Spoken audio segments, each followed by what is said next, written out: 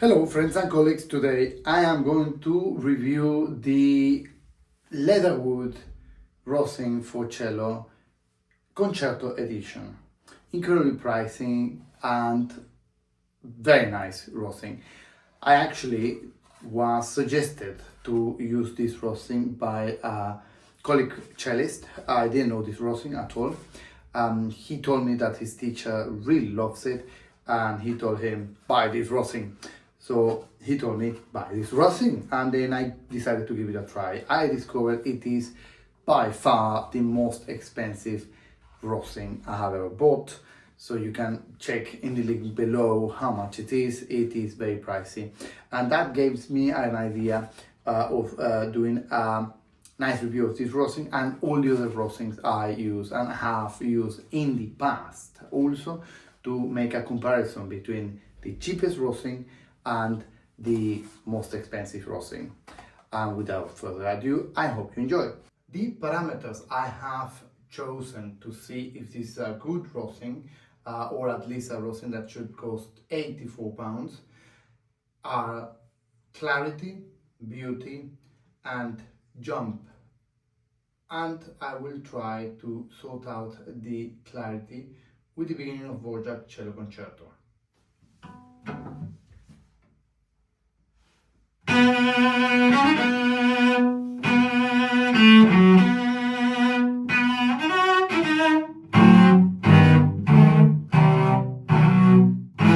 So the clarity in this excerpt of Dvorak, the beginning of Dvorak Cello Concerto, first movement, it is very clear. The notes are very clean. The vibrato is very easy to understand. And what really struck me was the clarity on the D string. Normally, the A string is very bright, and then whenever pupils or cellists, even some great cellists, they go onto the D string, the sound gets muffled. So this rosin keeps the sound pretty much equal, which is pretty cool. That's pretty nice. Then the other thing I want you to listen to when we play it again is the clarity of the three notes in the chords. They were all three very clear. Those are things that are very important in a rosin. So yeah, that's great. So let's listen again to the excerpt and listen to those two things.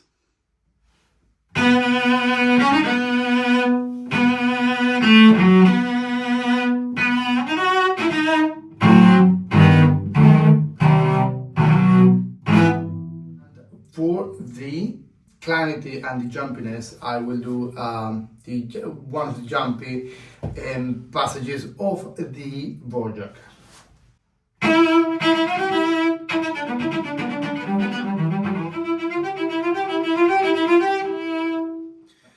In this excerpt, this short excerpt of semiquavers, again from the first movement of Dvorak Cello Concerto, there is something very cool that I like in the clarity. It is the sheer clarity in the semiquavers that was really nice.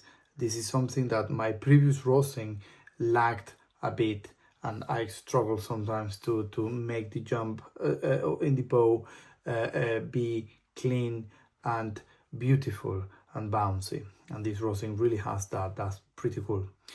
Also, the transformation from spiccato to legato is pretty seamless, which makes the process of transition from one bow stroke to the other a very pleasant one, both to perform and to listen to. So let's listen again to the very short excerpt and really appreciate again those two very cool aspects of the rosin.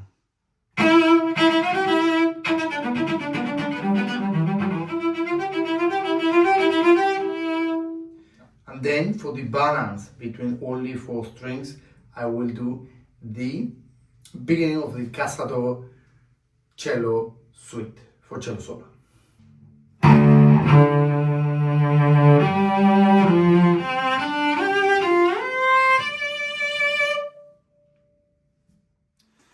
In this example, from the very beginning of the first movement of Concerto cello suite for cello solo, what really struck me is the beautiful equalization of all the four strings. I personally am obsessed with equalizing all the four strings and create the illusion of playing on one string. And this rosin really helps in creating that illusion, which is pretty cool.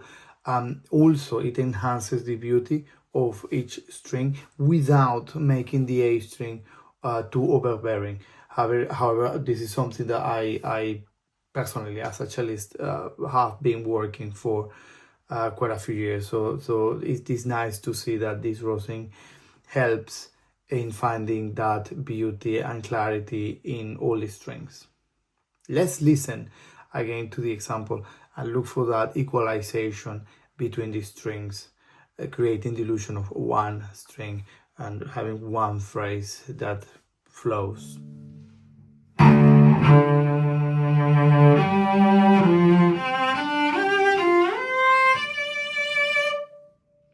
Then for the beauty, for the color, I will play the singing theme from Dvorak's Cello Concerto.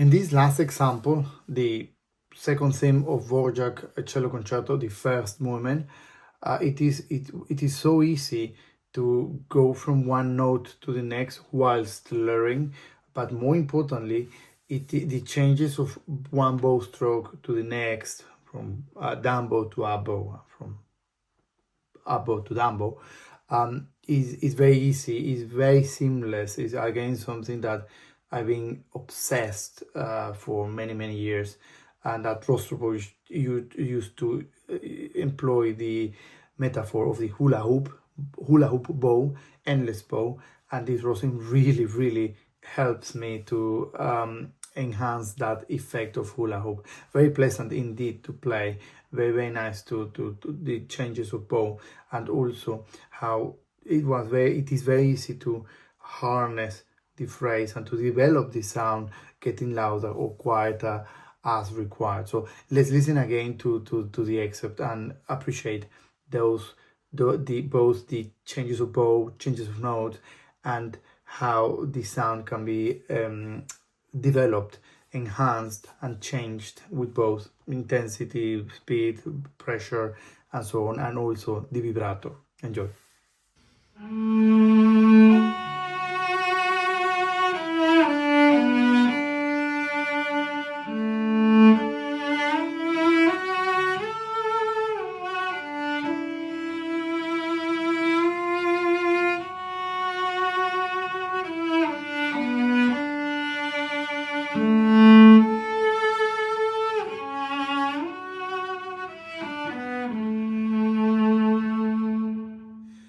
And this is my first review on rosins. I hope you enjoyed it.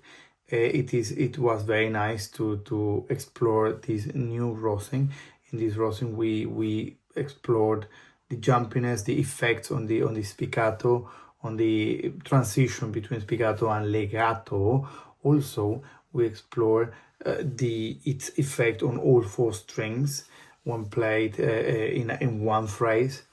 And then also its effect in chord, very important, also on going from the A string, which is the brightest string, onto a bit less bright string, which is the D string, and finally the singing qualities of the string, the beauty that we can extract from this rosin.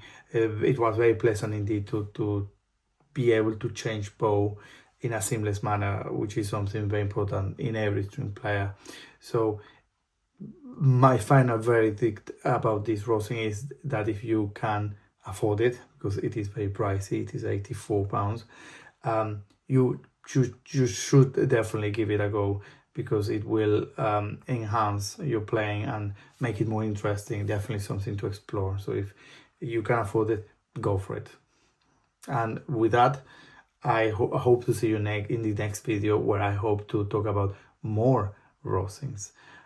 Take care and put rosin to your bow. Bye.